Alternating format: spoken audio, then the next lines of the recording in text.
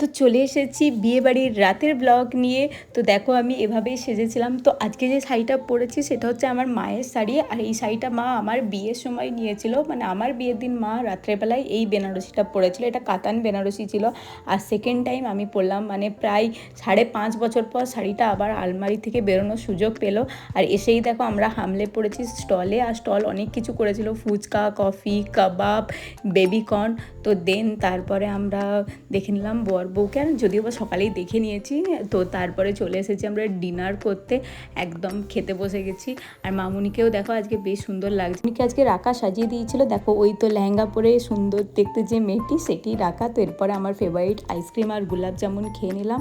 আর কি এরপর একটু ফ্রিতে র্যাম্পে হাঁটার সুযোগ পেয়েছি, তো সেটা একদমই আমি সুযোগ নিয়ে নিলাম আর কি। একটু হেঁটে মনটাকে বললাম একটু ভিডিও বানিয়ে দাও, একটু রিলস বানিয়ে দাও, তবে একটু ক্যাপ মেরে নিলাম। তো চলে এরপরে বাড়ি চলে যাবো, টাটা।